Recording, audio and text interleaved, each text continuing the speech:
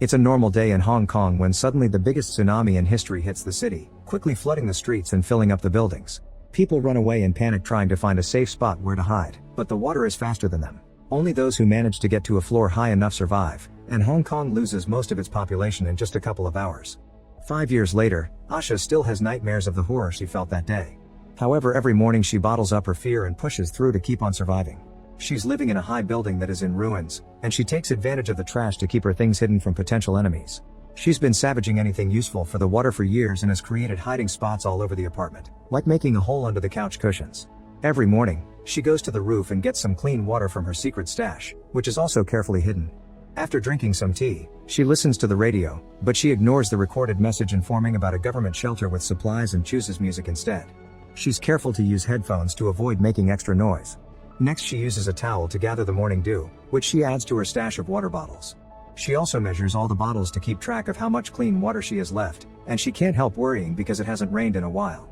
Once her chores are done, she eats instant noodles while remembering the beautiful restaurants with delicious food she used to visit with her friends. Afterward, Asha uses binoculars to watch over the area. Only the top of the buildings can be seen sticking out of the water, and occasionally those buildings would start crumbling down. She also makes sure that the few surviving neighbors are still in their apartments. Suddenly she sees a box floating in the water and rushes to a different window, where she's installed a makeshift harpoon-like mechanism that she uses to scavenge.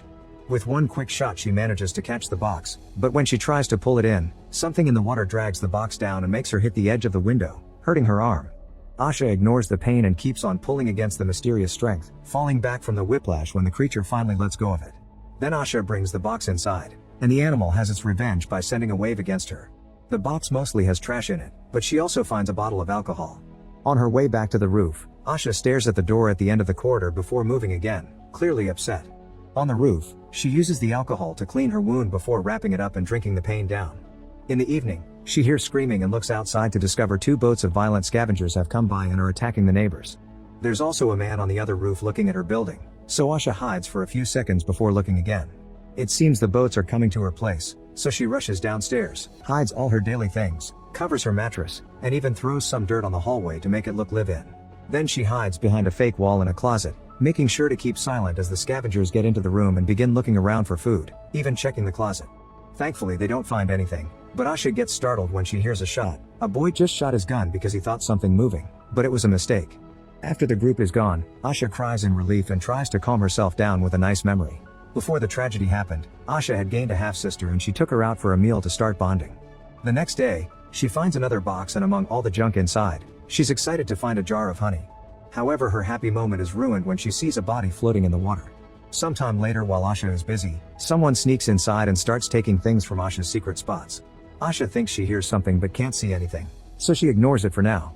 When she gets ready for bed, she hears another noise and goes to investigate with her flashlight, but once again there's nothing. Next she washes her face and leaves the soap out on purpose to finally catch the intruder, who turns out to be a little girl. Asha grabs the shoulder to confront her, but the child kicks her and runs away. She takes a few more things including Asha's makeshift lamp and goes down the corridor, but before she can open the mysterious door, she hears Asha coming and leaves again. That night, Asha dreams of the time she went shopping for clothes for her sister's birthday, and how she told her best friend that she was eager to leave her parents' house.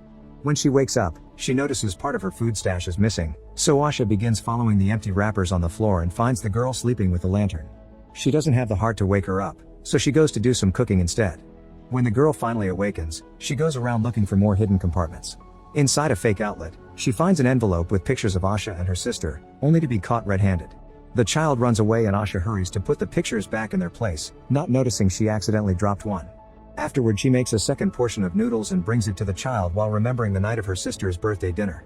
Their parents gifted her the family's necklace, which made Asha angry because as the first child, she was supposed to get it. An argument ensued and Asha ended up leaving. Back to the present, it's shown that Asha is wearing that necklace now. The girl ignores the food offer, so Asha leaves it next to her and leaves. The child eats it all and moments later, she notices Asha left a mattress for her too. She doesn't use it, but the next morning, she gives Asha back all the things she stole. For lunch, Asha makes 2 portions of noodles again and leaves one for the girl to then go eat on the roof. However, the child soon joins her and copies everything she does, causing them to laugh and bond. It makes Asha remember the happiness of her old life again. In the evening, the girl finally accepts to take the other mattress and sleeps next to Asha. Soon she starts crying and tries to hide it, but Asha tells her it's okay to cry and be scared. The girl misses her family but thinks she'll see her mom soon because she's building a boat to find it. She also mentions her name is Hey Hey. After another night full of nightmares, Asha takes Hey Hey with her to the roof to go through the routine. Hey Hey is playing around with the door and removes the tape Asha put on the lock, so when the door accidentally closes, they can't open it from the outside. Asha is upset, but Hey Hey immediately shows her she can pick locks and opens it again. Later, while Asha is getting a new meal ready, she realizes her necklace is missing.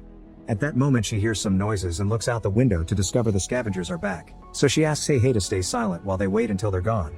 Later, while Asha helps Hey Hey get clean, the girl asks her to leave together, but Asha refuses. She says this is her home and that there's nothing out there anyway. Then Asha asks Hey Hey if she took her necklace, but Hey Hey says she didn't and runs to another apartment, offended by the accusation.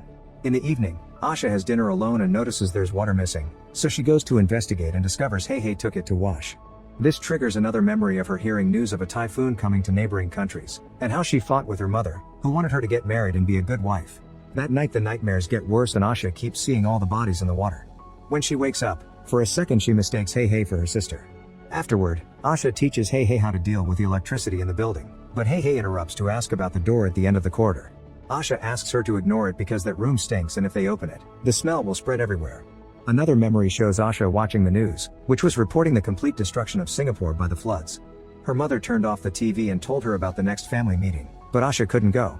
Another argument ensued and Asha told her family they made her feel like a prisoner before leaving the apartment.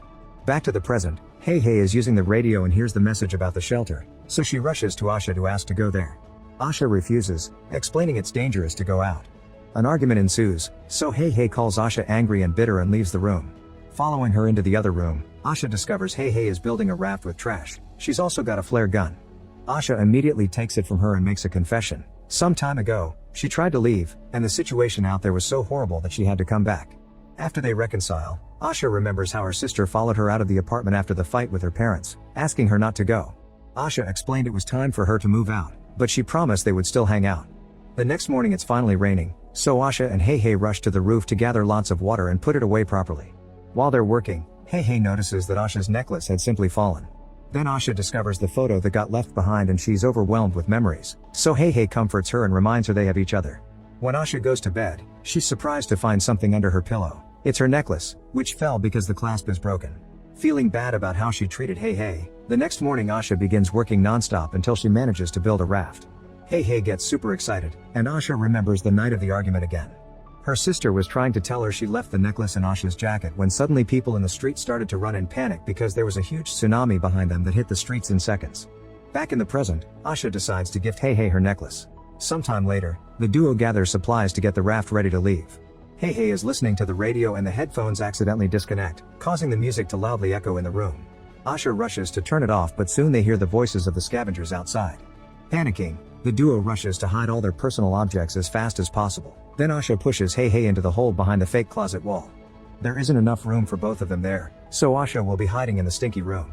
Soon the scavengers enter through the window, but Asha hides just in time in the stinky room, where she finds her old family pictures because this is her old apartment. The scavengers start a much more violent search this time, destroying anything they could find including the raft. A guy comes to the stinky room and gags at the putrid smell, but he keeps moving and removes some old sheets only to find the bodies of Asha's parents, causing him to puke. At the same time Asha throws out too while remembering the night of the tragedy. The wave was taking down everything in its path, killing dozens of people per second. Everyone started to push each other for a chance to survive, so Asha dragged her sister into a building to take the stairs, but soon the crowd was following them. Back in the present, the scavengers are taking all the food and staring at Asha's pictures. The boy finds the closet and notices something weird, so the other scavengers help him move the fake wall and they capture Hey Hey. Asha hears all this from her hiding spot in the stinky room and once again has a flashback. When they were going up the stairs, the sister tripped and fell behind, so she was trampled by the crowd. Asha was panicking and kept on running, not noticing her sister was missing until she made it to the roof. Suddenly Asha hears a scared Hey Hey tell the group where she is and the scavengers quickly find her, knocking her out. When she wakes up, Asha is tied up and the foreign scavenger tries to take advantage of her, but at that moment the leader calls him over. Moments later, Hey Hey and all the supplies are taken to the scavenger's boat. Asha is soon dragged out too and looking at Hey Hey reminds her of her sister, making her realize she can't make the same mistake again. She pulls at the rope, but the guy pulls back and makes her fall into the water. Luckily there's a broken CD nearby, so Asha uses it to attack the man, which causes him to angrily try to drown her. After some struggle, Asha finally reaches the flare gun in her pocket and shoots the guy, killing him. The other scavengers hear all the noise and come back into the building, but they don't see Asha. As the group splits to search, a big guy hears Asha cry and comes after her, but this is part of her trap. She makes him fall with some rope, then uses a guitar to beat him to death. Next, she takes his knife and runs into another room to turn on the radio. Soon a scavenger follows the noise and Asha jumps on him from behind, stabbing him with the knife. It's not enough and the guy starts fighting Asha, throwing her on a mattress to try to choke her. Thankfully she manages to reach the knife and starts stabbing him repeatedly until he's dead. Then the female scavenger also hears a noise and finds a can with fire inside. Asha surprises her by throwing oil on her and pushing her into another room, where she sets her on fire before blocking the door to let her burn slowly. The leader hears her screaming and moves in that direction, but when he takes the stairs, Asha jumps on him to stab him. Another fight ensues during which the leader hits Asha a couple of times before trying to choke her. Asha continues to struggle and reaches up to grab the light tube, causing darkness to take over as she beats the guy to death with it. When she turns on her flashlight, the boy shows up and opens fire, so Asha immediately runs to the roof. The boy goes after her and as soon as he steps outside, Asha closes the door after having removed the tape, trapping the scavenger on the roof. The boy starts begging for help with an innocent voice and Asha considers taking pity on him, but soon he starts shooting at the door so Asha leaves. There's only one scavenger left on the boat, watching over Hey Hey. Asha goes to the window and uses her harpoon-like device, but she misses the shot and it falls in the water. When the guy moves to check on the noise, Hey Hey uses the chance to push him off the boat, but the man grabs her and makes her fall too. A desperate Asha jumps into the water to save her while the man resurfaces nearby, only to be eaten by the sea creature. After a few seconds of silence, the duo resurfaces too, all safe and sound. They swim to the boat and finally get going, knowing that all the supplies the scavengers stole will keep them going until they find the shelter. That night, Asha finally sleeps without nightmares. Make sure to subscribe and turn on notifications so you can watch more videos like this. Thanks for watching.